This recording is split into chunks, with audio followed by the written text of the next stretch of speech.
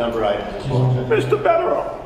Thank you, Judge. Honestly, go fuck yourself, sir. You don't say that, okay? You don't lose a trial where a jury acquits someone and finds them overwhelmingly not guilty and say, I gave my sincere obligation to look into this, and I'm telling you all I saw when she's guilty. Again, respectfully, go fuck yourself. Swear again like that. That was, you know, no, I mean, whatever. That was, I shouldn't have done that. A few moments later. You, as a prosecutor, have got to be out of your fucking mind.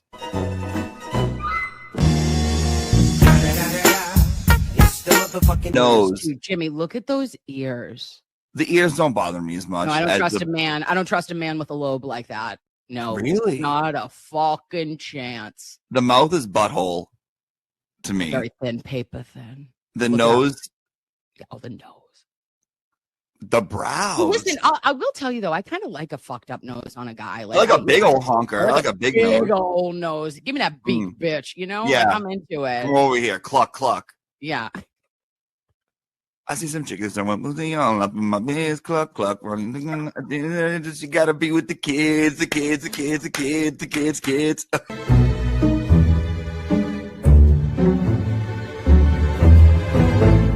And I go, oop, clutch, clench, Kegel. We did it all. And I go, oh, and what happened? And they go, well, we just got 4,000 plus pages, bitch. And I said, stop it. Show me it. Take me to Unimpound Town immediately, if not sooner. So what happens? The bitch is here. Why are you at a football game? Are you a Fonz correspondent? Well, no, because it's only for men over 30. Okay? Have a great night, boys. Fuck off.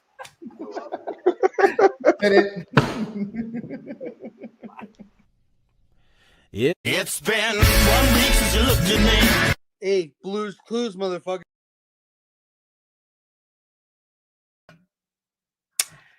Good morning, lovies. Happy Sunday. Today is Sunday service, and we are gathered here on November, can you hear me? 23rd, 2025. What a week in Commonwealth history. What a week in cases that we've been covering since the beginning of time. Okay. Has it been 2 years or 20 dog years? I'm not 100% sure, but for our viewing pleasure, for our emotional support purposes, we have the man of the hour, our Sunday soldier, okay? The incomparable attorney to the stars and our emotional support attorney, Mr. Mark Bederow.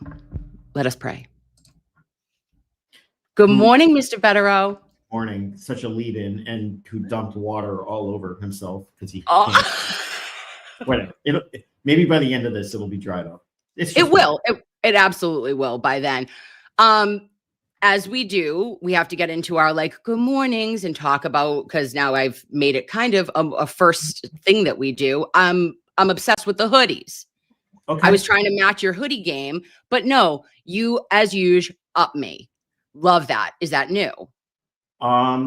Relatively, I think.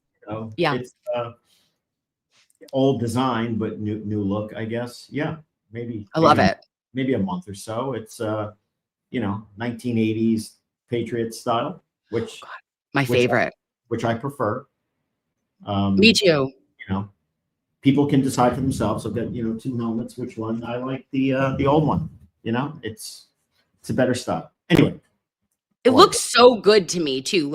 Just marketing wise, I love the white, the old Patriot when he was I think that was the best branding or marketing, or it just it was aesthetically pleasing to me. I love it.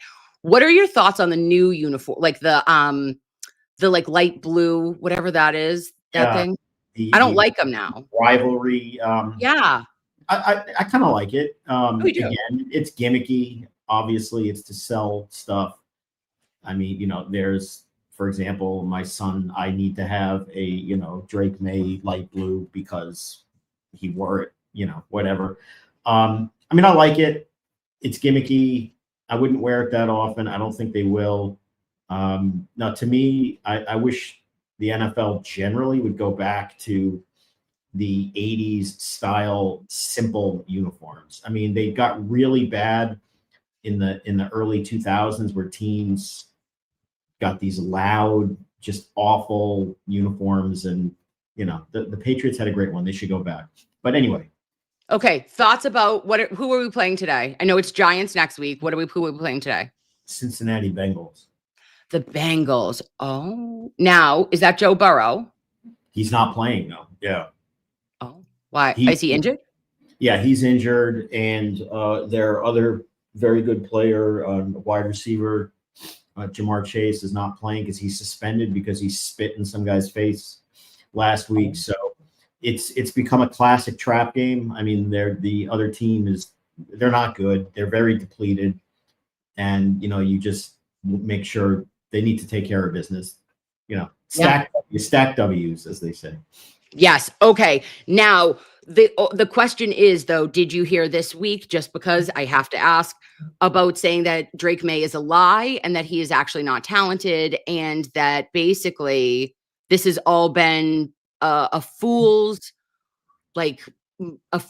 gold, right? And that the team is not what they say they are. It's only because of our schedule.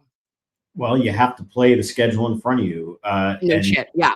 They're winning. What are they supposed to do? All we do is win. And I mean, and if you actually look at the other teams that they're in the same, stratosphere with record-wise, which would be the Colts and Broncos, look at the teams they've played and who they've beaten and whatnot. And you're basically in the same, you're in that same area. Also consider the sources. I mean, Cam Newton, he's bitter. He was here. He sucked. His career didn't end well. Drake May is going to be, that guy. And as far as, watching ESPN and all that, I mean, it's Stephen A. Smith. I mean, that guy is a joke, has been for years. I mean, his whole shtick is just blah, blah, blah, blah, blah, and blustering about nothing. And, professional athletes, particularly football players who are working and training and practicing and whatever, they don't really watch ESPN morning shows. Who does? I mean, does anybody?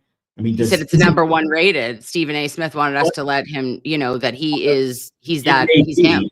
But if 10 people watch that and 6 people watch the other one, then that one with 10 is number one rated. I mean, I don't know many people who just watches ESPN anymore. I mean, I don't think people do that. I think, well, first of all, people watch all this YouTube stuff and all that. Yes, true. I just don't. I mean, who turns on the TV and watches ESPN? Not I. All right, not I. I don't. But look at your black dog cup. I could just listen. I could. We could do love it. Yeah, I have multiple colors. Years ago, when I went to the vineyard, I left with a green one, a blue one, a white one, a red one. Yeah, kind of like went a little crazy. Are you one of those, like, if I get something that I like I had a sweater that I bought from Amazon for $12.99, and I ended up getting it in like all different colors. Yeah, there you go. You're still a little wet, a little water. A little water. It'll. A little water. Yeah, I like multiple colors if I like something, but I'm kind of a mug guy, I have way too many mugs. You think? Way too many. Yeah. And then a quick question, just one final note. I wanted to know for December 5th, I don't know if you know this, but I've told you multiple times. I took a PTO day. I'm going to be at court. What am I doing? I'm supporting who? Aiden Turtleboy Carney. All right. Journalist who I believe has been wrongfully railroaded by that Commonwealth of Massachusetts and specially appointed prosecutor, Robert Cosgrove, which we may need to do a wellness check on. But I wanted to know, what are we doing for an outfit? What do we got? Do you have, are you doing pastels? Because I love to see what you're going to be wearing. Well, it'll be a suit, of course. And all. The first part of that process are actually the shoes. Is it browns or blacks? And there depends on the weather. I mean, pastels in the winter, not as much, but you know, I don't know. We'll see. Yeah. I don't Yeah. know. I really I don't can't know. believe you start with your shoes. That's a very boy thing. That's a man thing, I think, because Well, my shoes would be the last. Well, but I think if you have to choose brown or black, and then everything goes from there. I mean, that can dictate what color suit or tie and whatnot. You know, Yeah.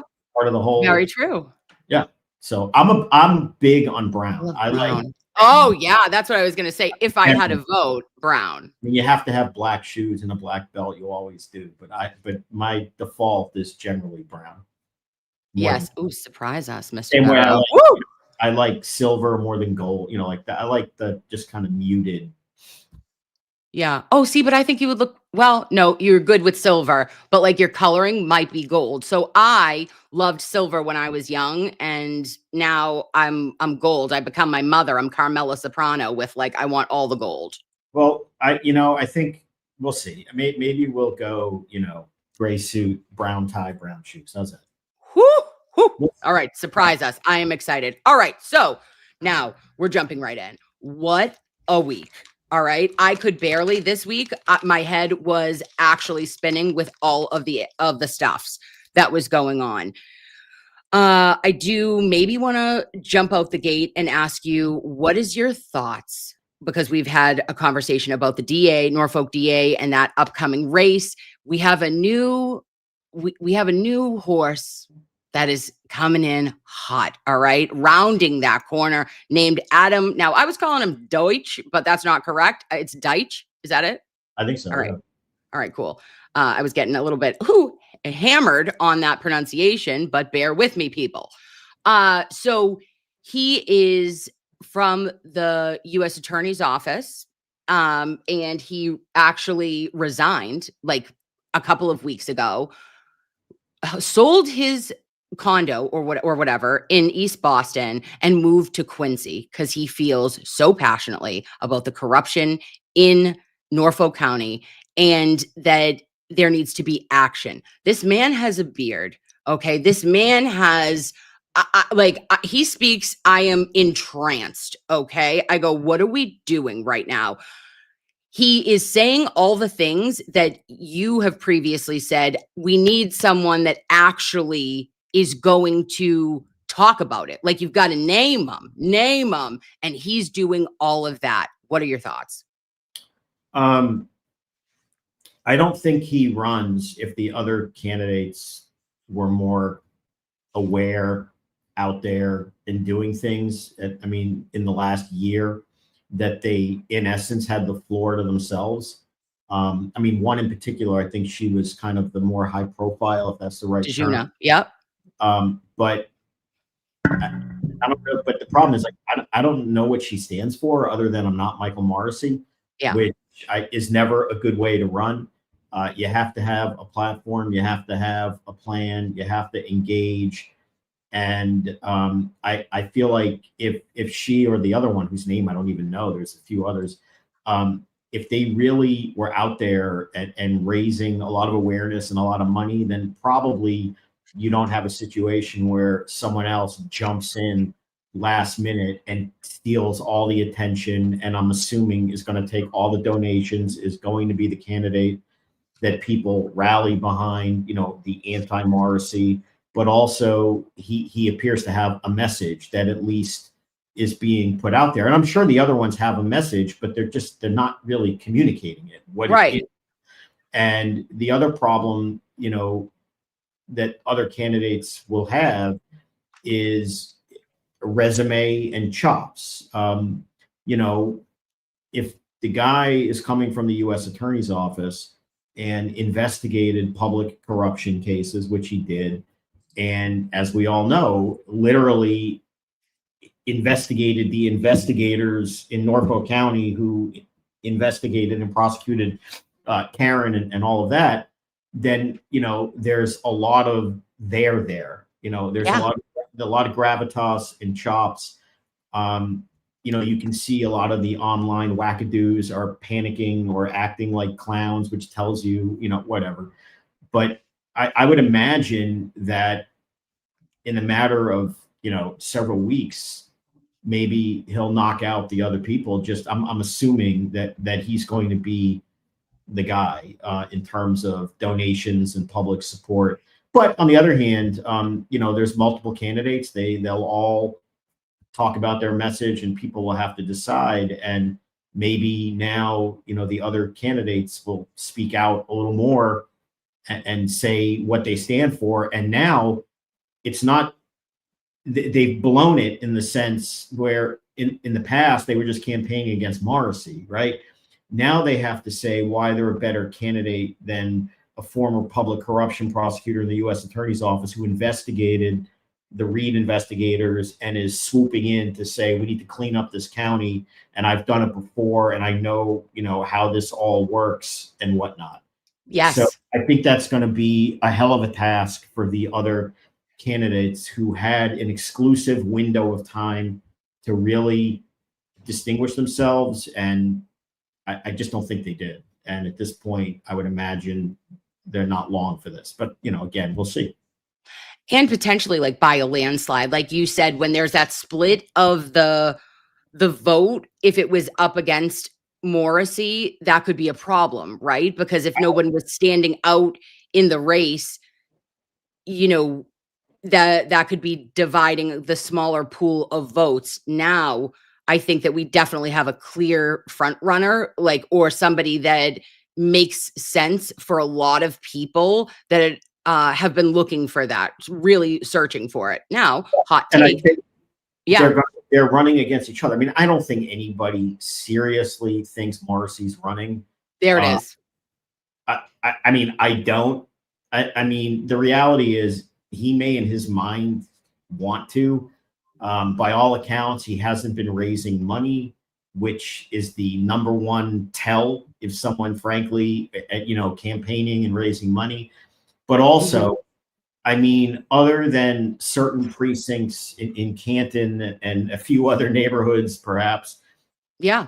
who the hell would be voting for him at this point, given everything that has happened? I mean, and it just gets worse and worse every day, you know. So I mean, realistically, he's not running. And if he is, he's not winning as long as there is a credible candidate. And to the extent he was going to run, the idea of him running against the former federal prosecutor who looked into his conduct, I mean, do you want to address that head on if you're Morrissey every time?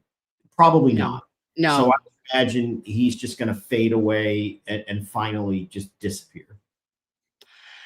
Yeah, and I was a firm believer that he would run, right? Because of like his hubris previously in my mind, that I thought, you know, he believes this is also the same DA who stated after the FBI came in and took care of the Matthew Farwell situation for Sandra Birchmore. They had new autopsies that said it was a homicide versus a self-checkout. And he will not acknowledge that. This is a man who does not acknowledge truth. He does not, in my opinion, and he digs in. So this was, I believed he would run. Now, however, we're looking at his campaigning. We're looking at like all the signs actually do point now at this time that he wouldn't be, right? Because he's not having his fundraise, like he's not doing anything. Not raising money and you're not out there doing stuff. You're really, I mean, that's the biggest tell. But people would assume he's running for the simple reason a hack is going to hack. I mean, if you are working for the government, you know, for 20, 30, 40 years, and it's just, you know, it's what you do. You just keep going and run unopposed. You just assume that the same people are going to run. And, you know, especially in a place like Massachusetts, which I think is pretty well renowned for just the hackorama. It is what it is.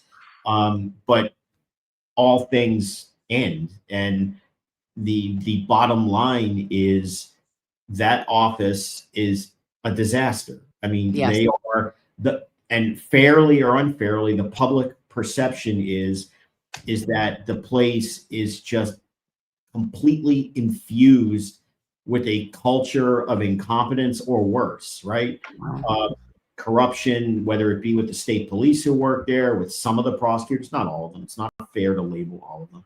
But the bottom line is people associate that office with corruption and bad practice and incompetence, and that ultimately would be the legacy of Michael Morrissey. But I mean, this plate is so ridiculous that, I mean, look at what they know and how they perceive it from the inside. I mean, you know, you have a very important murder case which is about to start, this Brian Walsh thing, but no one in their right mind thinks that, you know, that case is a bad prosecution, one they shouldn't be going after, doing these things. You now know that he's frankly admitted, you know, disposing of his wife's body. So, you know, I mean, you know, the guy is bad. But my point is, the prosecutors are the ones who were asking for a buffer zone in a case like that, because they're paranoid and afraid that people are going to come out and protest and say Michael Proctor and the state police and Michael Morrissey are corrupt. Nobody's rooting for Brian Walsh, okay? No. Like, no, I mean, again, there could be corruption in the case or people who are bad actors are involved. But the idea that the DA's office is so freaking paranoid that they're going to like harm our ability to prosecute this guy, when not a single person would ever come out and support Brian Walsh. They're going to come out and say, we think he's guilty, but we still think you're corrupt, which is what they would be doing. They know, okay? They know that the place is a mess. And I think, you know, they're on their last legs, and I just can't see any way in which he would run. I just don't see it. I mean, he has a right to, but I just don't see it. Right. Yeah. I just think that it would, and it's time. And I think that maybe he knows that it's time to try to ride off into the sunset and hope, I don't know, just hope that your number isn't called in on the opposite side. Just saying that. Well, okay. I will tell you this. If Deitch becomes DA, which, I mean, that's certainly a realistic, if you look forward, it can be tricky about, you know, what he does with this and whether he needs to recuse from certain things if people want them looked at again because of the access to information and whatnot that he had and the role that he took and the appearance of bias. It's tricky. And anybody who thinks that we should elect him DA so he can reopen, you know, the investigation into John O'Keefe and this and that, and start kicking ass and taking names and arresting people, take a real deep breath, because it can get murky with conflicts, appearances, and it's a hell of a lot trickier than that. Yeah. Also take a lap, right? Like, because there is a way that he is going to have to, you know, God willing that he does get in, there is a way that you have to be able to operate in that position that is the most appropriate, but also I feel like he wants to do justice. And I love that. I just really feel like this candidate speaks to me. He reminds me of like a little AJ, you know, kind of in a way. He's got like a hot, it's like a hot take, or he's not afraid to say, because there's so much political correctness. I just love to hear somebody that is putting up pictures of whom are corrupt players. When you're throwing, or, you know, questions and concerns, calling, But the issue, again, and everybody needs to understand this, which is fine. I mean, that's a legitimate thing to campaign on. And it is refreshing in the sense of, you know, people calling what they think it is. But when you campaign on that kind of thing and then get into power and start investigating, it can get murky and tricky, and you can subject yourself to being political and being accused of all kinds of things. And you've seen this, you know, all over the place. I mean, you saw this in New York, again, you know, where I focus on more than, that doesn't feel like it. It feels like, you saw this years ago when, you know, Letitia James was running for attorney general, and she basically said, like, I'm going after Trump. And this is not a political thing. I'm stating, like, but she basically said, I'm going to go after him, and then, but not like investigate a particular thing. Like, I'm just going to investigate. And then she brought cases against him, which whatever, but it subjected her to extreme criticism by people to say, you found the target and then just went after the offense. And you know what happened? I mean, that there was this, crazy civil case in New York. The verdict was thrown out and this, and then the Trump Justice Department indicted her for mortgage fraud. And it just becomes everyone, depending on your political viewpoint, looking at politics. And if this guy becomes DA and there is any kind of investigation into the other side of the John O'Keefe situation, you're going to see a lot of that. That's all I'm saying. Yeah. Yes, I totally agree. And that makes that 100% makes sense as well. You did mention the big upcoming trial that I will be watching and covering, Brian Walsh. Now, this week, also in shocking news, I see there was a filing and then he ends up pleading guilty to the 2 counts, like you said, including the disposing of a body, and but not pleading to the homicide, to the murder charges.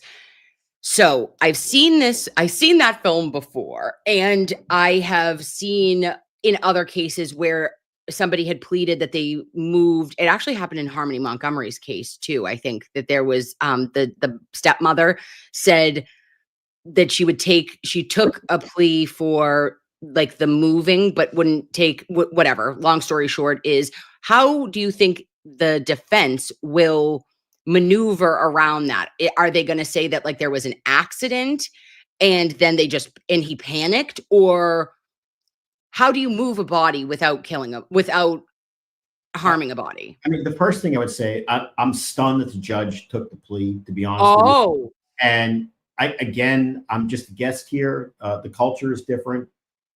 This plea could, for example, never occur in New York unless the prosecutor then said if they're going to plead guilty, then they should plead guilty to the entire indictment, which of course would include murder, and that would never happen. So I'm a little surprised. I'm assuming that the prosecution objected to this partial plea, although I don't know. I didn't watch. I just see some of the news. So what are they doing? There's a classic adage that lawyers often use when you're in a bad situation, and they used to say this in training in the Manhattan DA's office 100 years ago about what you would say about defenses like this. They would always say, admit what you must, deny what you can. Okay. Oh, I love it. And that's exactly what's happening here. I mean, look, put aside the proctor and the celebrate and all that stuff. Just forget it. Okay. The guy looked online and said, how long for a dead body, this, how to chop up, whatever. 135-pound body. Yep. He's on surveillance nowhere near his home where they found stuff that belongs to her and this and that. So and plus he's now admitted it. So they are admitting all of the horrible stuff that they have no credible argument for. I mean, the only defense that Walsh would have to those charges are, if you watch South Park or whatever, like the Chewbacca defense, right? Just like blah, blah, blah, blah, blah. And you just, ramble about nothing. Chewbacca was a Wookiee, and what does that have to do with anything? Absolutely nothing. But right? He's doing the Chewbacca defense. There's nothing they could reasonably say. So now what do? In comes a trial, and they're moving the needle from like guaranteed murder conviction to pretty damn close, but they're going to argue that there is reasonable doubt of him murdering her. And what are they going to use in support of that? They're going to have to deal with he disposed of the body, and that all is going to come into evidence. That's going to go to guilty conscience.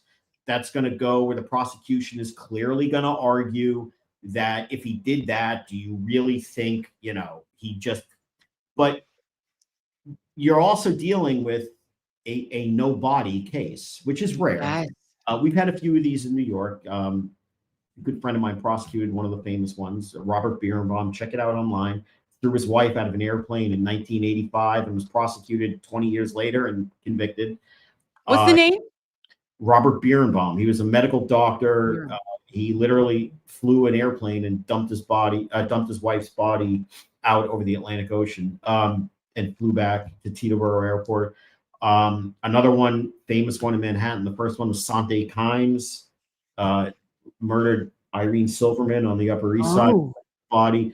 But in Walsh, by not having a body, what you have is, you don't have an autopsy. You don't have a medical examiner to say she was killed this way and there are 72 stab wounds here or that. So you don't have a theory, literally. You have circumstantial evidence, and the prosecution is going to have to try to fill in blanks. So this does get potentially tricky for them in the sense. Now, the problem for Walsh is, so there was an accident, or I stumbled upon this, and naturally I did what any sensible person would do. I went to my computer and looked on how to chop up a body, how long to do this, how long to that, and then went here and went there. And the argument that they will make very effectively, because by all accounts, in this case, they have pretty credible and talented prosecutors, as far as I can tell. Yeah. Yes, even in Norfolk County, not everyone is like that. They'll say it walks like a duck, it quacks like a duck, it's a duck. And what they will do is say, let's assume, they'll argue rhetorically, take Brian Walsh out of it. If not him, who? Sometimes the answer right in front of you is the answer, right? Again, It walks like a duck, it quacks like a duck, it's usually a duck. And who else would have had a motive? And this is where the Google searchers, or whatever they are, get potentially really problematic for Walsh. One of them in particular, because I did see somewhere that one of the Google searches was about, getting a divorce and where to do that or something. And that's going to be very problematic for the defense. New Hampshire. That now you're getting some kind of motive. I don't want to be around her. Again, so that one becomes a lot more troubling than how to chop up and that sort of thing. But again, if the defense is there's reasonable doubt that he murdered her and it was an accident, or he just found her, or we don't know who did it, his actions in finding his wife make no sense. No person, this is the argument of the prosecution, who is innocent of this, I don't know, maybe call the police, maybe be upset, as opposed to Google on your child's iPad, how to chop up a body or how long to do this, whatever the actual Google search is. So, now the other thing which is going to be interesting is the odds of this guy testifying do increase somewhat with this defense, because you may have a situation where, it would be stunning. I still don't think I would have this guy testify, but if you had said if all these counts were on the table, if he was going to testify, I'd say probably not. Now I'd say maybe not, because you may have a situation where this guy is going to get up and say, oh my God, I found her, or we had an argument and I accidentally did this, and I'm sorry, I panicked. And again, he'll eat all of, the defense is going to eat the video. They're going to eat the Google searches, and they're going to say, look, and the prosecution is going to say he's admitting what he must, and he's denying what he can. Is. Okay. That's totally what this defense is. That's entirely what is happening. And I'm just surprised that the judge is even allowing this, because she looks like Susan Lucci. Isn't she somebody said that to me, and I said, there it is. Emmy, my date, my soap star. I go, why do I like her voice? I like how she explains things. She is such a breath of fresh air to me in that case, because that case is wild. But when I was hearing him plead, and he's like, "Yes, Your Honor," he sounded absolutely sedated, in my opinion. I know he wasn't, because he said that you're asked those questions, but she is really a gift. But you're saying it's odd that she would even accept that at that time, huh? I just think it's a favor to the defense. I mean, again, if he's tried for murder and these other crimes, it sounds worse. Now, again, these crimes don't disappear. Don't think because he pled guilty, it's out of the trial. Okay. Or like that. I mean, it's going to come in. The jury has a right to know that this guy Googled how to chop up his wife and do these terrible things, and it's consciousness of guilt. And yes. Again, the jury has a right to say that story is ridiculous, which again, I think it's still going to be a hell of a task for the defense to convince them. But on the other hand, there is no body, there is no cause of death, there is no anything, that literally explains, was it an accident or not, or this is how she was killed. You're just going to be relying on the fact that this guy's conduct after she was clearly killed is just sick and depraved, and no sane person would act in the way that he did. And you look at the Googling again about the divorce, you look at all the other stuff. Mr. Bederow, hold on 1 second. I need to know, the people are like talking a lot here and saying our audio is screwy. I don't know. What do you want me to do, people? I don't know. Go outside and come back in. Oh, that doesn't work? Oh no. Why are we glitchy, Mr. Bederow? No. I don't want them to not hear you. I don't know. Oh, well, sorry. I apologize, guys. I don't know what to do. I don't know. How do I make that better? I don't know. I'm doing what I always do, so I do what I always, well, and I always have bad audio. So, well, not audio. I usually just am a little crazy, but whatevs. I'm sorry, guys. I don't know how to do it. I don't know how to make it any better. So, want me to watch? Hold on. I'm gonna remove you.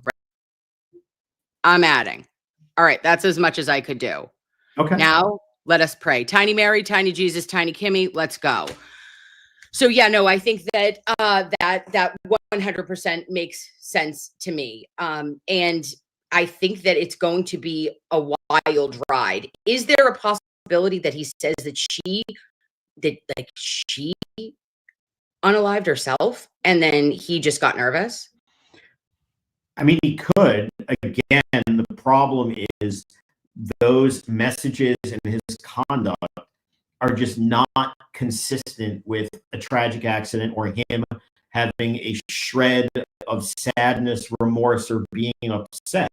What it appears, again, is the act of a murderer covering up being caught for his crime. That's what it looks like, right? Now, again, you can talk reasonable doubt and you don't know this or that, and, you're speculating, but the bottom line is what he did and now admits that he did after the fact is not consistent with somebody finding their wife after an accident or someone they care about or somebody they don't care, or somebody they don't care about. I don't know about you, but when things happen bad, I don't go to the internet and say, how do I chop up and how long will it smell and things like that. No, of course not. And those Google searches, I remember that was like on the heels, right, of 227. And I said, oh, well, isn't that some shit? Celebrite has basically rewritten their software, for Christ's sake, made a Jen McCabe mulligan for what happened in that iOS version. And yet with Brian Walsh, you're convicting or prosecuting people in the United States every goddamn day based on Celebrite and based on your extractions. So that is, I remember seeing all of those and going, oh, like this is a big deal. It doesn't matter. Well, not anymore. I mean, the defense had conceded essentially that the Google searches are legitimate, right? Yeah. I mean, by him pleading guilty to disposing of her, and I didn't watch his guilty plea. I didn't have time. I don't know what he actually allocated to or not. And if I were the prosecution, I would have, I mean, if you're going to get stuck with this plea, I would have wanted him to allocute in excruciating detail that I made the following searches. I did this. I went to this dumpster. I went to Home Depot and all the other stuff that you know about. So I don't know what he actually admitted or didn't factually. But for all intents and purposes, the cost of doing business for the defense by choosing this strategy is those messages.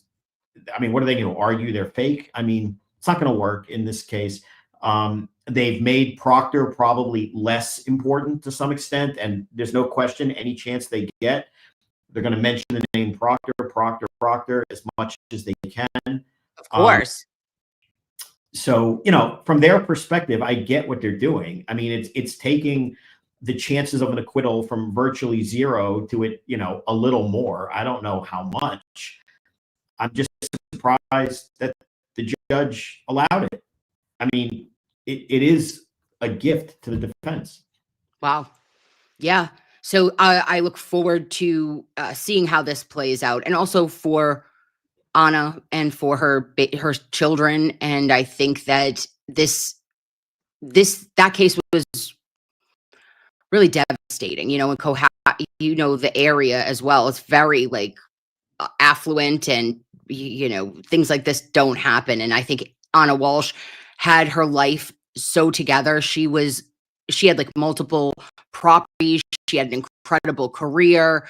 I think that she was like a trophy and also the breadwinner for Brian for a lot of years, if you look at it. And I think that she stood by him through some really, really difficult times, including the Andy Warhol. Like, you know, you're a fraud, an art fraud dealer, yet she's still like, I'm gonna stand beside him. That's my man. And it's so tragic to think of what those boys, you know, at such a young age, losing their mother, and now their father is, you know, just got out of Bridgewater State. He was deemed competent. It's tragic all around. Yeah, I mean, look, the kids, their mother is murdered and chopped up. I mean, so it's bad enough that she's murdered, but you know, the whole dehumanizing way that she was treated, you know, after the fact. And then it turns out that, you know, by all accounts, the person who's almost certainly responsible is your father, and who is already, you know, a pathetic fraudster. I mean, with fake Warhol. I mean, he's a con artist, right? Yeah. By the way, if he testifies, he's going to probably have to deal with that as well.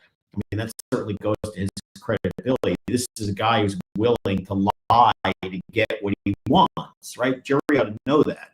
If he comes up with this fakakta story about, you know, oh, I stumbled upon my dead wife, and so naturally I chopped her up and made sure nobody knew, jury ought to have a right to know that, you know, you're so credible and honest that you would never lie to get what you want by, you know, selling people Fugazi Warhols. I mean, this is all, you know. Well, and he defrauded we'll his father too. You knew about that, right? His father was a doctor, and like he had like stolen like I don't know how much money, but like he bled his father too, like with money, unbelievably. So there is just a lot there with like, I mean, you could do a profile on him and like what really was going on, maybe psychiatrically, because I think that there are traits there about, you know, like getting people to trust you. The con man, it is the con man of, you know, I will trust you with this. And then he turns around, and when I think he lost control,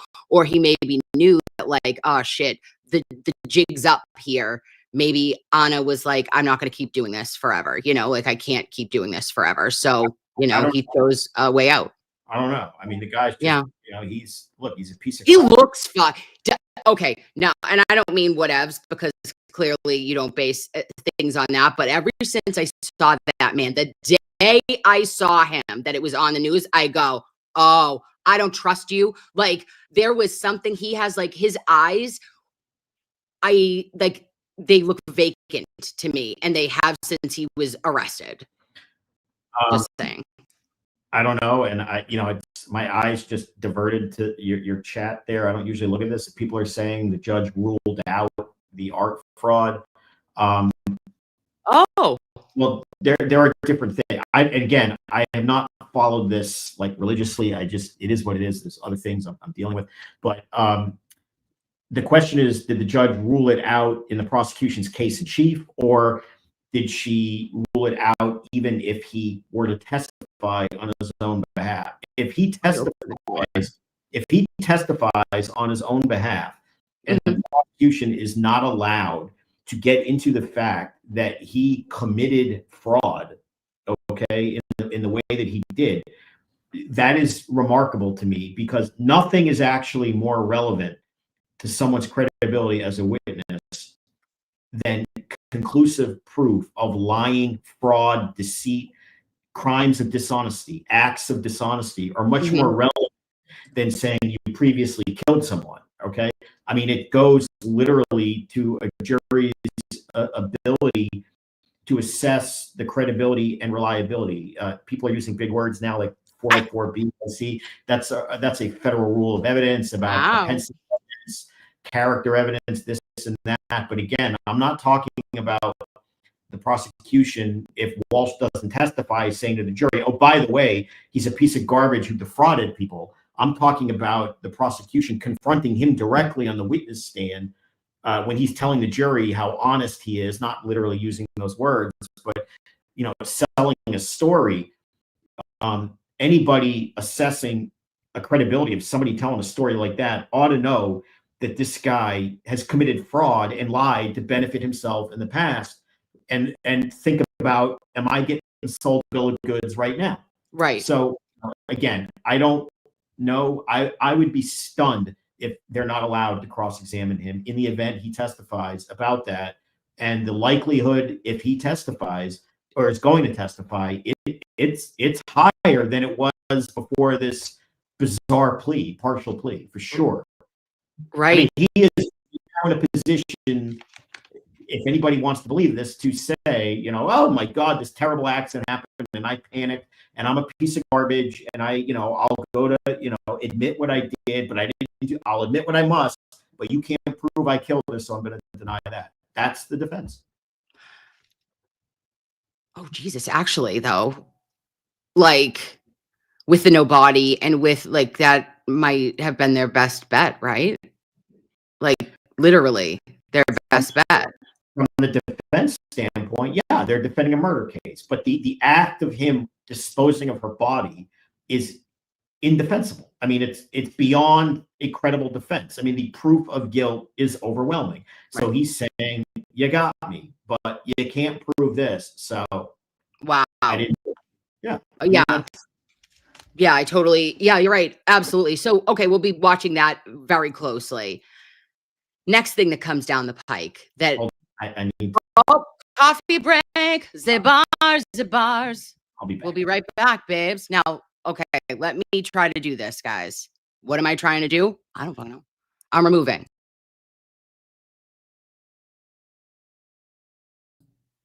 I'm adding.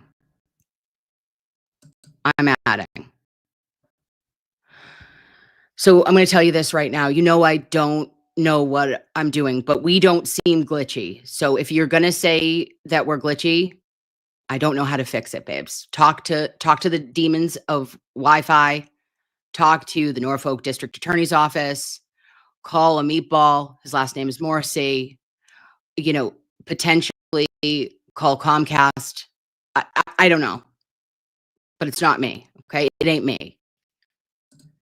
And what else? You know what will save us? EDM. You're welcome.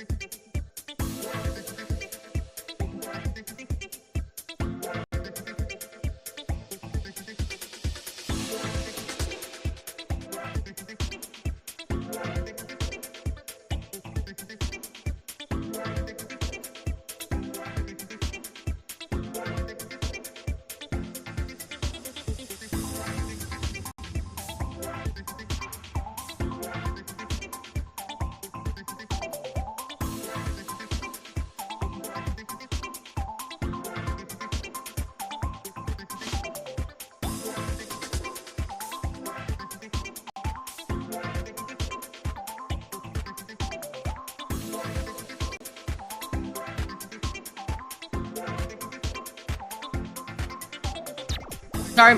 Oh, sorry, Mr. Bederow. Oh, Jesus. Now I don't know how to do it. I was trying to fuck with the thing. Oh, God help us all.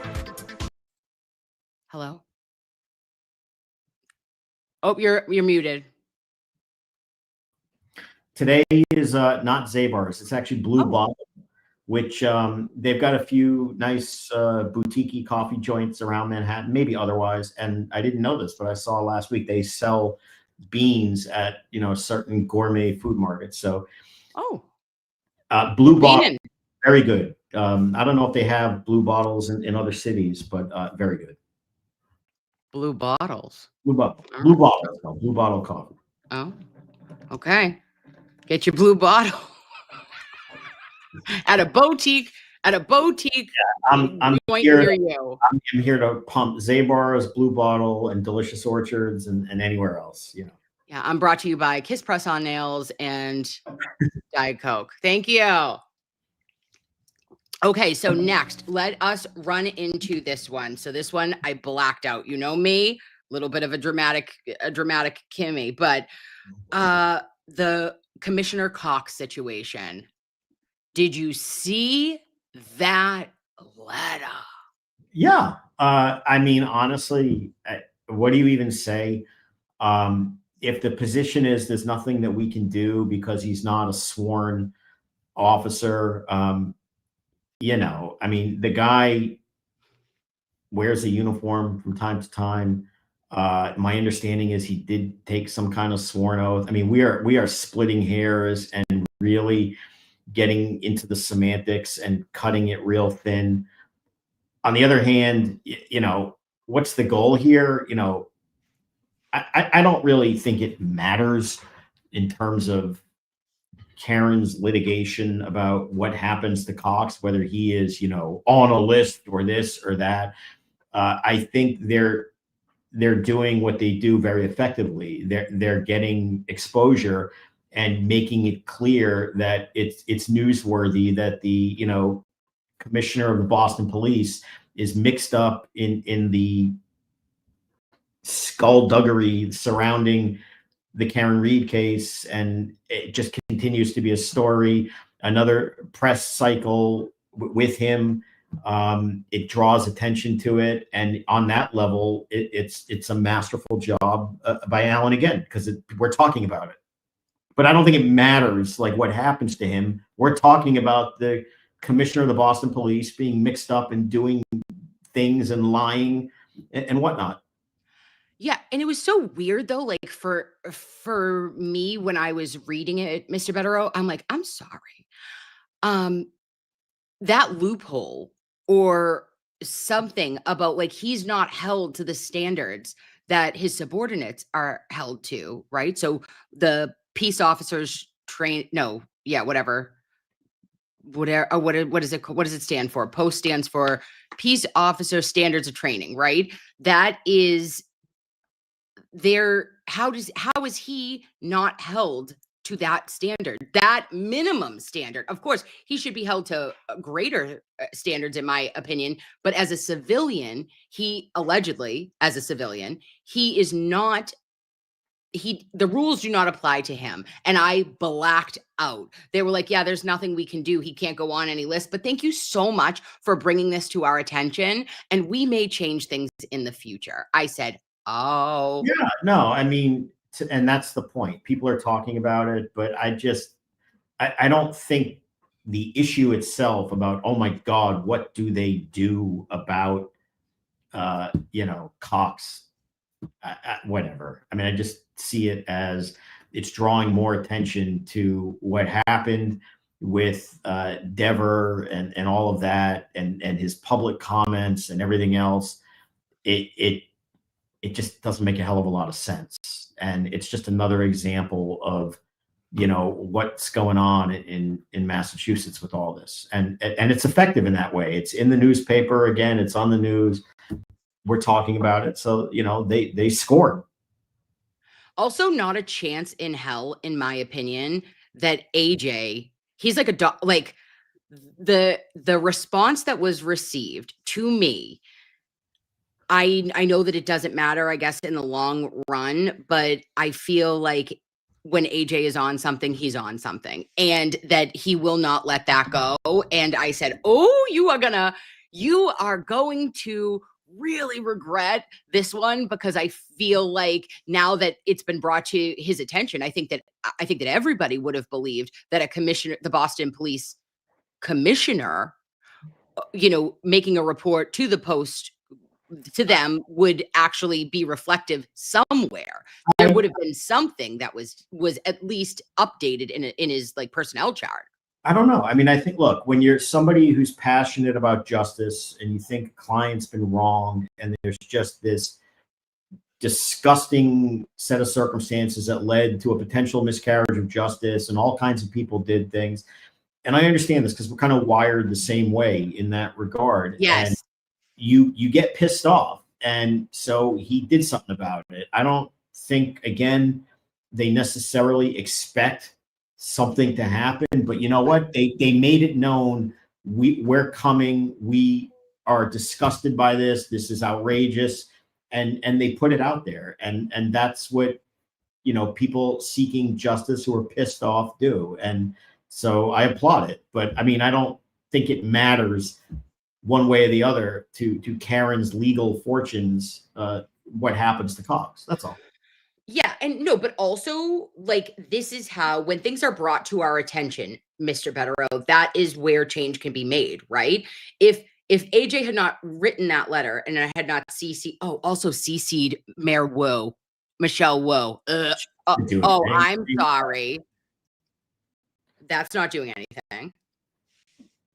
None of this is doing anything other than just getting news and attention, which is fine. But I don't think this is a big deal in the sense of anything is going to happen as a result of it, other than it's drawing attention to just all kinds of bad things that happen to Karen. And that's what an advocate does, and did it effectively once again. So it's a win in that regard. Nothing's going to. Is that if we know that now in some weirdo world that it doesn't matter, or that a Boston police commissioner isn't actually held to those standards, that's how change can be made. If we don't know about it, we don't know about it. I think moving forward, that should be some sort of or some sort of policy that, like, I don't give a shit, like, you have to, at bare minimum, and to your own adherence for additional executive leadership, but there should be the same standards that are applied to our uniformed officers. The commissioner should be held to as well, like non-negotiable, just in my opinion. So maybe moving forward, that could be something that is changed, which is great. That's obviously all. Police accountability is a good thing. I don't think anybody would disagree with that. Right. And even their bosses too, even if they're not walking a beat. Now, I was on Court TV with Margaret the other day, and we were talking about Karen's civil case. And I look back at what she said about going back to basics, because Margaret is an actual attorney. She was a former prosecutor. And she was like, yes, there are things that we don't like. That yes, there are, like, Michael Proctor we don't like. But if you go back to basics, Karen Reed is not going to be able to prove that the House defendants had something to do with Officer John O'Keefe's death, and therefore she is going to be found guilty. Yeah. Not guilty. I mean, okay. Liable. Civilly responsible. Not guilty. I mean, the guilt phase is over. Okay. I mean, to me, it just all goes back to basic facts, which are supported by medical science and engineering science. Mm-hmm. And if you establish that an impact could not have occurred in the way it has been alleged by the plaintiffs, now no longer the prosecution, and that 40-something pieces of taillight could not have landed in the way they did based on what they allege happened, then that means that the taillight pieces are not there, what I would call naturally, if that didn't happen. So how the hell they get there? And, you know, and when you have medical doctors, one after the next, coming in and saying, this doesn't make sense in terms of the injuries to the human being. And then you have the engineering people coming in, focused on the car and saying the car is not in the right condition for what they're describing either. Then all of a sudden you start scratching your head and saying there was no impact in the way it's being described. So how the hell did the taillight pieces get here? And it has to be unnatural. And then you say, well, who would do that? And, you know, enter Michael Proctor, and who's getting worse by the day. Okay. I mean, this is not good for the civil plaintiffs with all the Proctor stuff. And, you know that he lied about the time they had the vehicle. You know that you now have a police officer from the local police down there who is emphatically going to say that the taillight did not look like what the state police are telling you. You know about the video, you know about the inverted video, you know they found the taillight pieces allegedly over the course of 3 weeks. You know that there were these weird butt dials going on, and allegedly the Google search, although that's a hotly contested issue between, and you go on and you say, are we really sure she's not proven any of this? You know, we'll see. But the problem that they're going to have, meaning the O'Keefes and the other, you know, the House defendants, as they're now known, is if no one is going to establish the impact could have caused the injuries to a person consistent with what they allege and caused the damage to the vehicle consistent with what they allege, then the whole thing stinks to high heaven. Right. And the archetype witnesses who are going to establish that, the medical witnesses, I mean, what are they going to do? Hire, you know, they're not going to hire Aperture. We know that.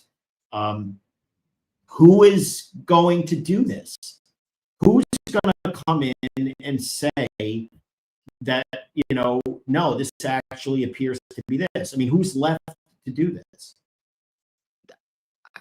I don't know. I don't believe that there are any or many options at this. Who, if anyone, would be able to do that? No You also one. have to remember, let me just, Yeah. you know, Yeah. because of the way the prosecution did the second trial, you know, where they disappeared virtually all of these witnesses, you know, someone like Brian Higgins, you know, he would have been cross-examined in the second trial a hell of a lot differently than he was in the first trial. Absolutely. He's never had to respond in any way to the weird video inside the bar where there's clearly things going on. He's never been fully examined time in Karen around that time. Yep. He's never had to account for what the hell he's doing, creeping around the police station. That duffel bag. All of that stuff. And Mhm. he's never, well, he has, but now you add that to dumping the phone, the military base, the everything else. They've never fully really explained the butt dials properly, which are, you know, allegedly right before, you know, the Jen McCabe text message, which she claims she didn't make, whatever. They'll argue that that's for them to determine. But, you know, the case doesn't get any better for them than it was. It's just the burden of proof is different. But the reality is, even though the defense, the criminal defense, had no burden of proof in the criminal trial, they kind of proved that the science and engineering doesn't support what the now plaintiffs are alleging, even with a lower burden of proof. I mean, I would suggest at the criminal trial, the defense, although they had no burden, actually proved that there was no impact, better than 50%. Right. Yeah. No. And I am sitting, like, I am very looking forward to the sidebars. Judge Beverly Cannoni did give that order this week that she's releasing sidebars for trial 1 and trial 2 that are not related to jurors. They are going to continue the extension of impoundment on juror-related side, I feel like this is huge because if you go back, turn back the hands of time, Mr. Bederow, trial 1, way worse than trial 2. We did half trialing, half sidebarring for the first trial. Do you remember? Like, it was so much sidebar. So much sidebar. The mere fact that, you know, the majority of court business is done at a sidebar, again, to people who are not, certainly don't practice regularly in Massachusetts, is shocking. There's no reason that every legal decision has to be done in that way. You know, you can, and there are times where you can kick the jury out, but you know, you're still supposed to be transparent. And unless there's a real sensitive issue of safety or medical privacy or things like that, there's no reason to keep everything private. And then the other thing is the fact that even after the trial, that there has to be discussion over how do you release this is, again, it's just another one of these only in Massachusetts things. I mean, how is this even a thing that you have to clutch, grab, scream, and sue to try to even get access to what ostensibly is supposed to be a presumptively public proceeding? Okay, Yes. okay, there is a First Amendment, and the public does have a right to know, and court proceedings are presumptively open. And in Massachusetts, it just feels at times that the presumption is to close, and then we'll let you in, but the presumption we're going to lock you out. Right. So I don't. It's shocking that we're sitting here even talking about, oh my God, you know, they're going to get the sidebars. Like, So excited. why is that even a thing? I mean, I know. It's bizarre to me. The whole thing's really weird. I know it truly is. But I was thinking about this. Like, I've already tried to make, like, either I'm going to rent a long weekend cabin in New Hampshire or take a couple of my best friends from out of town. We'll be clench, giggling all over town with a highlighter, with a 3-ring binder, and you're not going to be able to tell me shit because I am going to go through it all. They're telling me everything from those sidebars, and I firmly believe that there was shit. And I know that there was, right? Clearly, that was not allowed in on Judge Beverly Cannoni's, her discretion, right? She made choices. This wasn't like must be let in, whatever. All of her discretion, we will be able to see what happened at those sidebars. And I remember AJ coming back specifically. I have like one moment in trial 1 that he was hot over something not being, and I mean multiple times, but I remember one that I was like, oh my God, he looked like he was about to blow a gasket, and it was not, something was not let in. So I do think that there is going to be a lot of additional information that is never given to us, that we never knew, not even from court filings, right? That because we're very educated, or I am, we all are, in this case of what was filed. I never would have read a motion in lemonade or anything like that before, or motions, but now I'm dialed in. This, I feel, for what Karen is going to bring forward. Oh, I don't know. I mean, we don't know what's in there, so, you know, and I don't even remember. I don't know. I mean, who the hell remember what the sidebars were about, because they were so every 5 minutes. But the only thing that I can think of that would at least jump out to my own memory, which I would be fascinated by, is the inverted video. Yeah. Because, and I remember watching this in real time.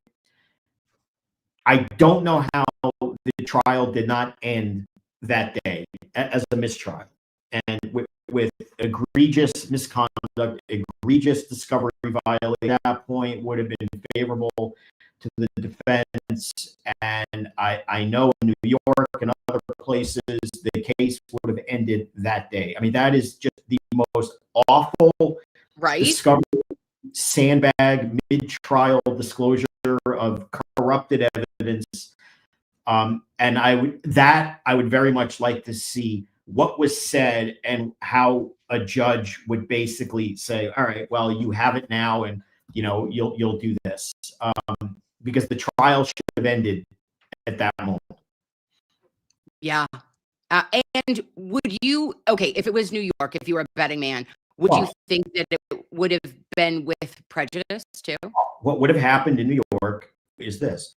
As soon as you discover it, you would stand up and say, I need to approach. Yes, that would be sidebar for a minute. And you would say, I need to put a very serious mistrial application on the record. And it would not be at the bench, okay? Right. It would not be hidden from the public. The people watching at home would see this.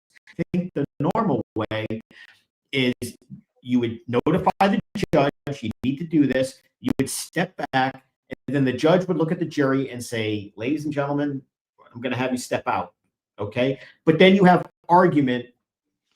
The only issue is you don't want the jury to be prejudiced. They can't hear the mistrial application. But there's no prejudice to letting the public watching a court proceeding. They're not the jury. And then what would have happened is someone like me, or certainly someone like them, would have made the argument that this is just a complete sandbag, outrageous non-disclosure of evidence. It turns out it's inverted, it's hiding Proctor, they're lying, they're doing this, they didn't disclose it, we don't know any of this, it affects our whole strategy, what we've been doing, and it's such an open and shut discovery violation. It, being a judge would have to say it is an egregious discovery violation, and there would be a mistrial. And then the only issue after a mistrial is, what's the reason for the mistrial? And the reason for the mistrial would have been, this is government misconduct. They caused it. This is not the defense saying, we don't want to do trial anymore. No, we've been sandbagged, okay? And this is happening in the middle of trial, and this is their misconduct. So there's no, what lawyers call manifest necessity, which would allow a mistrial. And what would have happened in probably 49 other states, or at least one that I can think of, the case has been over. And as crazy as it is, and as outrageous as it is, it's like, legally speaking, it's a pretty simple concept. They didn't disclose the evidence. It turns out it was not only discoverable, they falsely certified under oath that they, complied with the discovery. They didn't disclose it. Not only did they not disclose it, but it's exculpatory. It didn't detail light. This is crazy. That's an open and shut mistrial, case over. So what I'm dying to see now that we're talking about sidebars is, what the hell was that discussion? And how did the judge say, well, we'll go to lunch and, you'll deal with it and you go from there? I don't know. When we go back and we think about I was thinking to myself, I think there was like, no word of a lie, over 50 times that you'd go, that is weird. 50 different examples of specific, and if you have all of those, the dribs and drabs and the Sally Port video was the most shocking for me personally, but all the other questions that you had and the things that never added up and didn't make sense, it was shocking. But the video is number one. Number one. The defense in the case is that Michael Proctor is corrupt. They planted evidence. They did all this stuff, okay? And that's the defense without even knowing that, oh, by the way, they have a video which somehow magically got inverted or flipped, and it just conveniently makes the left taillight look like the right and vice versa, and conveniently takes Michael Proctor off camera when he's kind of, diddling the right taillight or standing next to it doing God knows what. Yeah. Holy crap. I mean, that's insane. That is insane. Yeah. And Buchanan, and Lally saying that that's the drivers. I mean, it was so it was described. Is this a correct representation? And he's like, my recollection, going back and reading transcripts, but my recollection is that the judge actually cut off questioning about Lally and Buchanan's preparation and review of the video, which is outrageous because at that point, there's blood in the water, and you absolutely are allowed to establish that they knew, okay, that this is actual intentional misconduct. And at the time, when that examination was going on in the direct examination, they were talking, oh, which door did you go in, which driveway, it goes left and right. These people knew what they were doing. They knew exactly what they were doing. Buchanan knew that video was tinkered with. He knew who he was, who Proctor was, and then what happened on cross-examination? Oh, well, it's not me. I don't know. I forget. The case should have ended with the inverted video. I mean, it doesn't matter now, but that absolutely should have ended. And if you're looking for sidebars, that's what I'd be looking for. And also, too, I was thinking about it going back, and that the sprinkled pieces of glass on the bumper took. We were told by the Commonwealth that it was embedded, right? It was embedded cocktail glass. Absolutely not. It was sprinkled upon, and none of which matched the cocktail glass that Officer John O'Keefe that was at the scene, right? So these 5 different, one matched something, but it being sprinkled upon, and you're going to tell me that in a blizzard, being put on a flatbed, brought back. The car went all the way to Dighton, all the way back to Canton, put in that Sally Port, and we see that sprinkle. Like, I will never get over that glass, because it was like almost, I was born at night, but not last night. And that one hair, single solitary hair, hanging on by the love of God and Jesus and Tiny Mary, and everybody must have held that one hair on to the right rear panel. Yeah.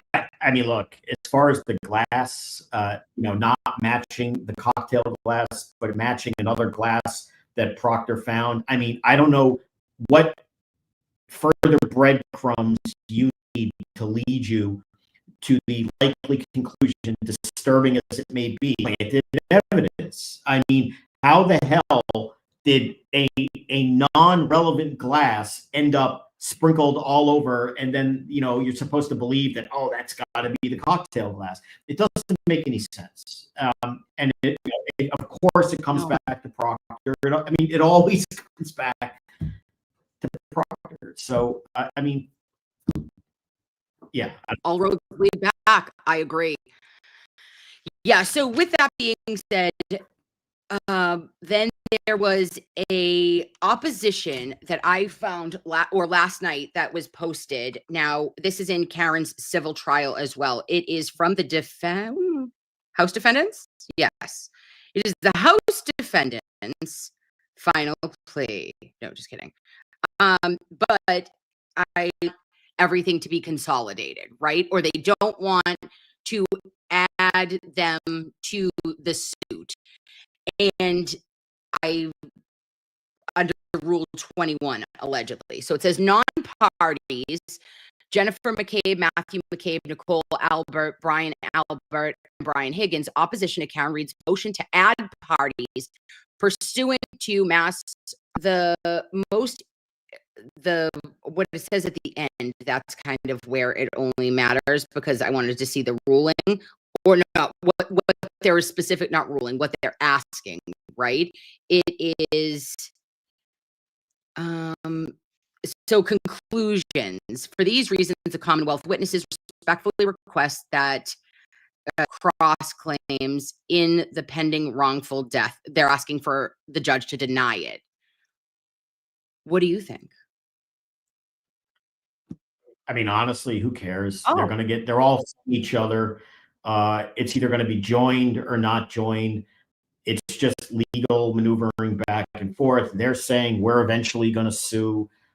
We don't want to be here. It's in 2 counties. I mean, the bottom line is they're all suing each other. It's all going to happen one way or the other. And the reality is it's all intertwined. It's all related. If for no other reason other than judicial economy and overlapping of issues, it all should be together. It should. Right. The judicial economy. That's I'm going to write that down actually, because that's hot. I like that. Judicial economy. But what is the SLAP? Can you explain to me the anti-SLAP statute? All discovery in the proceedings would automatically be stayed once the Commonwealths file that special motion to dismiss. I haven't read the motion, but I mean, they're talking about SLAPs and filing lawsuits for frivolous reasons to do all kinds of things. I mean, look, they're all just going back and forth trying to file stuff to avoid getting dragged in and saying it's just going to prolong it and it's going to be unfair. I mean, this is what lawyers do. I don't know how they're paying their lawyers hourly or whatever. This is probably just a waste of billable hours. I mean, I understand they're all raising money now. I know that was Speaking of, I was just going to say, speaking of what they're paying. Whatever. I could care less. It's none of my business. Yeah. But, these motions cost money, but this motion is, I mean, whatever. This is all just, and you see this in civil litigation more than criminal. It's just back and forth nonsense, and none of it matters. This is all going to get fleshed out. It's going to take forever. I mean, the only takeaway that's of interest is they claim that they're going to sue, but they keep claiming they're going to sue, but at least up until now, they appear to be the only ones getting sued and getting. I mean, you don't usually see people announce repeatedly, we're going to do this, we're going to do this, it's coming, it's coming, it's coming. And maybe it is, and that's fine. And, they can do whatever they want. But it's an awful lot of it's coming, it's coming, it's coming. And then the only lawsuit we've seen in the last week is them getting sued. So. Yeah, it came wild turn of events. I said, ooh, clutch those pearls. But their defamation lawsuit by them would be very dangerous. But again, they have their own counsel. They'll make their own decisions. But, subjecting themselves to civil depositions where the rules of the road are very different than a judge, at a sidebar not letting you ask questions. And also everybody truth. And it would be putting on public display, airing out all these allegations and facts about their alleged involvement. I mean, there would be no way to keep any of that out. That would be the whole basis of the lawsuit. And again, they have a right to do whatever they want to do, but you start to wonder, a lot of people like to use the term, like, what is it, like the Streisand effect, right? The idea of, and maybe that's an overused term, but, bring in a lawsuit to try to prove that we're not involved and putting it out there for the public to just see again all the evidence that the other side will argue that you are. I mean, I'm not sure you're going to convince anyone other than just draw attention to the fact that this happened. And again, do you want to air that out? So like if these plaintiffs sue, I mean, Higgins with the butt dials, right? With the creeping around the police station, all the other stuff. Does, Jennifer McCabe want to get asked repeatedly about all these things that she claims she told the cops that they didn't even write down? Does she want to get into lying to the FBI and this and that and all those text messages about, she's telling them everything and how on the one hand, in one text message chain, okay, with the inner sanctum of the family, it's all what's going on. But with the other friend of hers, it's all, oh my God. And the other thing is this, the public doesn't know all of the text messages that exist between all of these people, okay? That stuff can be, because it was just deemed inadmissible, it was kept under a protective order or impounded for various reasons and other litigation. But if they sue, it's all coming in. And, they'll have to deal with things publicly that they may not want to deal with. But that, again, they know that. I mean, they know what the evidence is. They have a right to do it if they choose to do it. They're advised by counsel, but you just wonder, are they Streisanding it? I mean, do they really want to do that? And if they say they are, so they'll do it if that's what they want to do. But, sometimes you wonder if that's the right approach. Yeah, absolutely. Yeah, may the odds be ever in your favor for them on that one.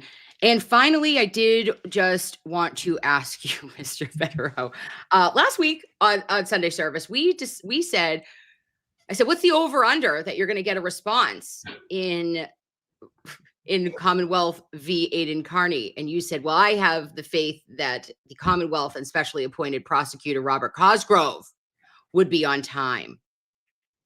How you doing? Have you heard anything? I'm just going to reply factually. Okay. So we filed motions on September 17th.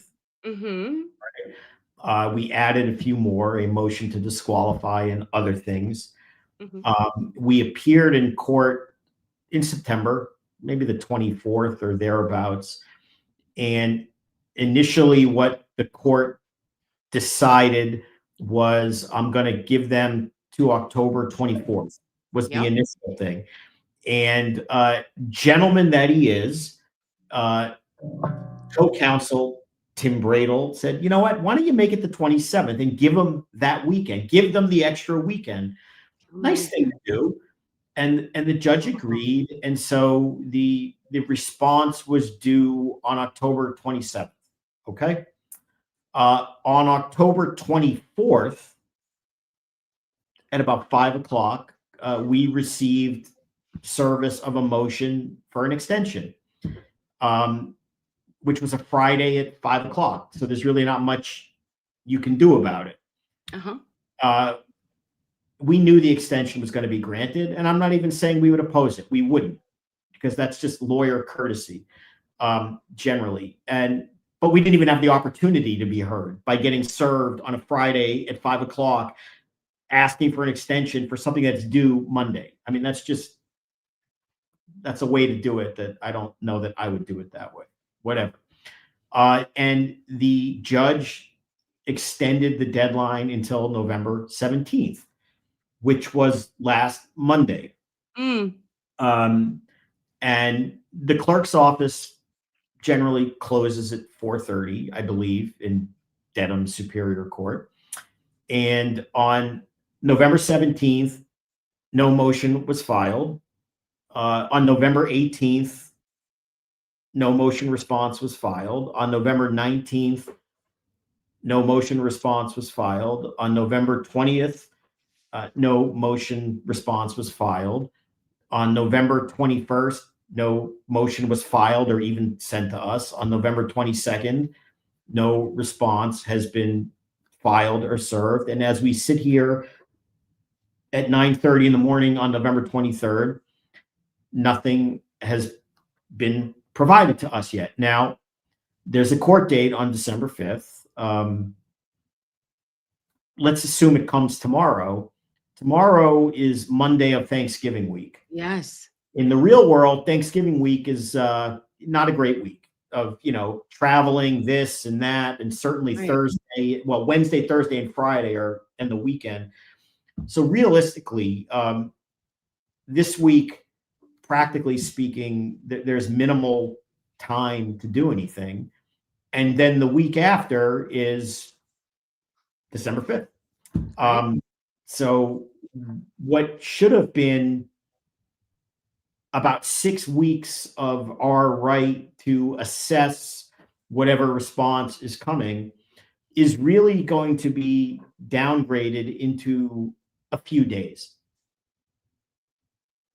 Those are the facts. Is that enough time? it's impossible to say because there's no response to look at and see what they said, right? I mean, so that's all there is to say factually. Again, I'm not going to get into. Of course. I'm sorry. You were such a gentleman and you're always so fair. I should take a page out of your book, but you know what I'm saying. You are always so fair, and you are always like, all we want is to be treated no better, no worse, just fairness. I go where I'm sent. It's very like I should be. Well, I strive to be like you. We go where we're sent. Well, you know, and right now we have a court date December 5th. There's no reason to believe that won't be the case. We need to know where that is actually, because, you know, we do have a specially assigned judge who doesn't generally sit in Norfolk. So we have to. Oh, new judge who dis? Yeah. So wait, where do they sit? Where does the judge usually sit? I don't know. I think right now he sits in Boston, but he'll probably come out. Oh. I don't think it's a big deal. Ew.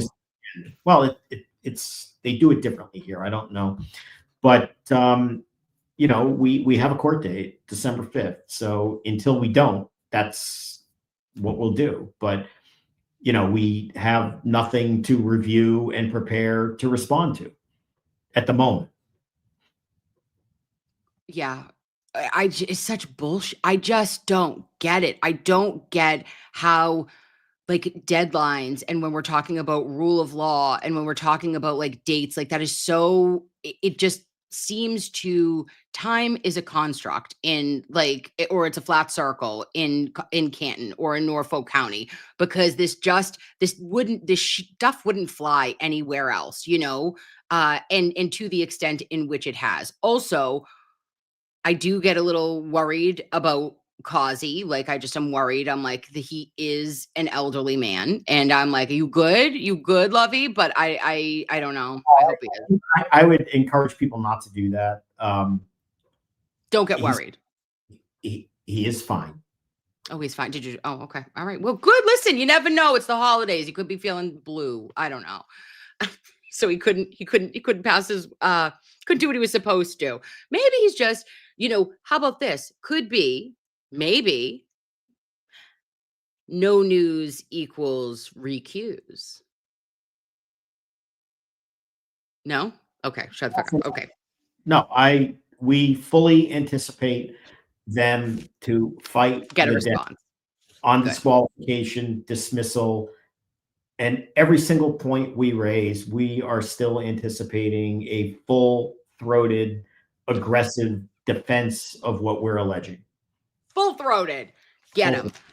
I love that. And I'm looking forward to the 5th. I'm looking forward to hopefully this new judge is going to be a well received and appropriate, which should have been done. Again, I will never get over the fact that they didn't do this a year ago. Like, you should have assigned this to one judge, and it shouldn't have been kicked down the road the way it was, where judges had no idea on the complexity of this case. It was a really poor choice, in my opinion. It's better suited to have one judge hear a complex case with all these moving parts. It would have been better to happen previously, but better late than never too. Better late than never. You have a high school reunion coming up. I do. Yeah, next weekend. Yeah, you do. Can you tell me what year it is? Is it your 20? No, it can't be, because I'm 20. Oh my God, I'm already past 20. Way past 20. When that ship sailed a long time ago. What is it? What number? I graduated high school in 1990. So I believe it's 35 years. Wow. I was 4 in 1990. Well, I was 17. So, you know, I mean, thanks. What can I tell you? No, I'm just saying that's so good. I didn't think you were. I don't know why I thought that you. I don't know why I didn't think you were a 90. I thought you were like a. Yeah. 19. What, 90? Hey, wow. My my high school doesn't even exist anymore. In fact, the building no longer exists. It got raised a few years ago. It's gone. Like, Really? yeah. Who do you talk to? You still talk to your you like, oh, well, you're going to go back. Oh my God. How sick is it going to be Mr. Bederow at your 35th reunion? Well, I'm Mr. Bederow every day, so I know. Yeah, no, it'll be fun. No, Are you the most famous person of your class? God, stop it. Who thinks like that? We've had some interesting people go to. I invented Post-its. What are you talking about? Of course, I just thought about that. Like, I'm Romy and Michelle high school reunioning right now. That is so cool. We have some interesting people that I went to high school with. Not necessarily in my class, but like the year before. Baseball player Lou Merloni, a graduate of the same high school, played for the Red Sox, TV announcer for them. Who else? I think Mike Reese, right? The football reporter for the Patriots, really on ESPN. He's great. Yeah, no, we've got some interesting people. Well, that's awesome. I'm super excited for that. I think, well, not for me. I'm not going to be there. I'm just excited for you. I want to hear all about it. Who do you talk to still? Well, do you still like, I haven't talked. Well, I went to an all girls Catholic high school and I only have like 3 girlfriends that we only had 55 that like graduated, but like I still like love them all. And like, I see them on Facebook, you know what I mean? I see what they're doing and everything, but like I only talk to like 3. Is that bad? No, I mean, it's a long time ago. I mean, it's a long time ago for me. Yeah, no, it is interesting, but I mean, again, it's like the school isn't even there anymore. I mean, that's how old we are. I think the school closed a year or 2 after I graduated, and then it was just sitting there, and now it's something else. I don't even know. Well, I wish you a wonderful reunion. I wish you a response from Cosgrove, and the most importantly, I wish you a wonderful Thanksgiving with your family and friends and loved ones, Mr. Bederow. And we appreciate you. I'm pretty sure we'll take a bye week next weekend because you're a busy man. You also have all the things and you're going to be traveling. But I hope that I look forward. It's all week, actually, after Thanksgiving. I'll be there for a week. So, yeah. Maybe we could do an in-person. I'm doing a... Oh, let me tell you, just you don't care, but I'm doing a holiday event in Quincy. I rented a space. I do this. I mean, we're going to do ornaments. We're going to make ornaments. They're going to be funny as shit. You guys are going to be obsessed. And I'm catering. So we're going to have a blast. 3 to 6 o'clock in Quincy. Are we ready? Are you shitting me? That's the best, one of the best event names I've ever thought of. Where in Quincy? I had family that my grandparents used to live in Quincy, so we would go there all the time. Where? Or you don't even? I'm gonna tell you the street. I'm not gonna tell you the exact address so that you don't, I don't need. Let's not be blowing up the spot, but. It is on, get your stuff together, Kimberly. I posted it on YouTube, but it's going to be hilarious. If you could cut, oh my God, just maybe make an appearance. Probably on Hancock Street. That's kind of like the main drag there. I think it is on Hancock Street. Oh, please. It is in the thing. Oh, come on, Kimberly. Where did you put it? I know it is here. And it's so cute. You're going to be like, stop it when you see how adorable the space is. It is. Oh, I'm a dumb. I'm not doing well here. Not doing well. Here it is. And I got the pier space. I got to show you exactly where it is too. You're going to be like, stop it. It is on Hancock Street in Suite. I'm not going to tell you which one, but, look how cute this is. You'll be like, stop. It's so adorbs. I'm going to decorate it. Queen of decor. It is I is me. And we will I'll post pictures, I guess, somewhere else, but I would like you to come. If you are available, that would be amazing. I would live my best life. Can you see this? You're not even going to see it. Stop. Well, when stop. When is it? It's on, oh my God, look at this. Look at it. You're going to be like, stop it, Kimberly. It is on Sunday, the 7th. Of December. I don't know. You'll be there. He's I'm- not going to be this. I don't know who he is, but he's not going to be there. But will I have a DJ? No. That would require being there for like, So a what? week. Hang out with us. No, Let's get that's holly jolly. Ho ho. a Oh. long time to be away. Oh, look at that. How cute. Is it not like the most beauteous? Oh, Oh. now you know where it is. Okay. What was Well, that? there you All right, Kathleen. All right. So that's my deal. But I'll be with you. I'll be on court on Friday. And I am looking forward to a little bit of R&R. I'm doing a little travel, but I will be back and I will be ready. Let's take a bye week and then we'll get at it. Sound good? Okay. Go Pats. Go Pats. Have a great day, Mr. Bederow. You too. Bye-bye. Bye.